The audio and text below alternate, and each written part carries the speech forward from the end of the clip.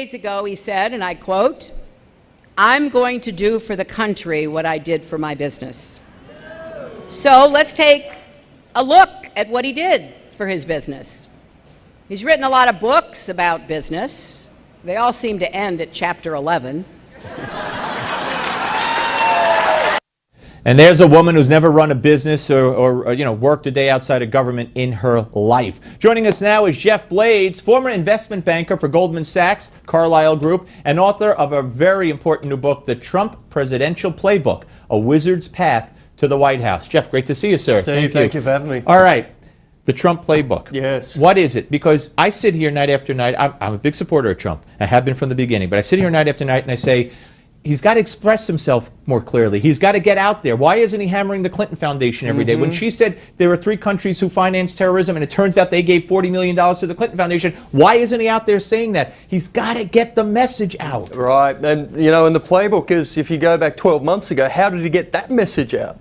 Right. You had a guy who started from scratch and built an enormous movement. And how did he do that? And what I lay out is a formula for driving attention and then driving it to his messaging. So you're right, which is, what's that messaging? Well, the message used to be, and again, this comes from a big supporter.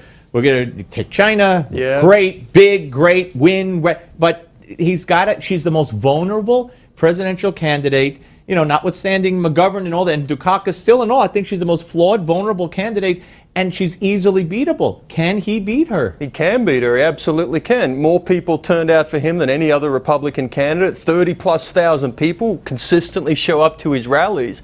The question is, will he beat her?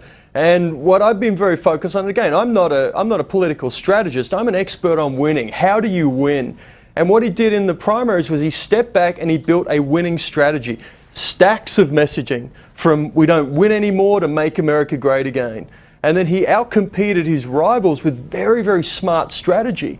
And so how does he, what does he run against Hillary? Well, that's the good question. But now he's not only up against Hillary, but he's up against the media. They will not say one word about the Clinton Foundation. They will not say one word about this Laureate school that Bill Clinton got paid $16 million from, and the State Department gave money. Nothing. It's all about Trump, Trump, Trump, Trump, Trump. And Hillary, you're a former current finance person with a great experience. When Hillary says all of his books end in chapter 11 and he went bankrupt, is that hurt him? I mean, if he explains that, hey, I'm a businessman. I mean, people file Chapter 11. You use it to your advantage. I mean, I've created jobs. Hillary's never done anything. Can he win that battle? He can win it, and I think he gets one on the stage, though, when he gets to answer it, because you saw it in the debates. That question was put to him a number of times.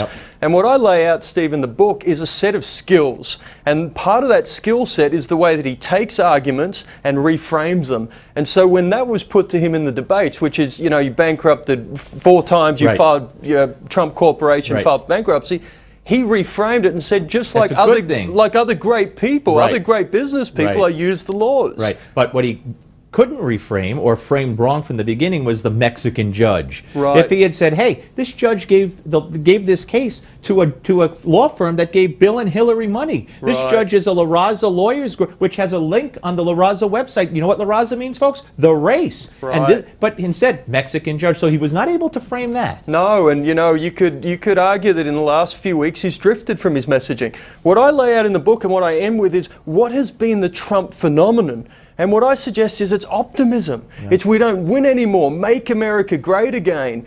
And the more that he focuses on these periphery issues, the more he deviates from what do voters want. What did we see with Bernie and what did we see with Donald? An enormous amount of action from voters who are looking for change. Absolutely. It's a movement. It is a movement. It is a movement.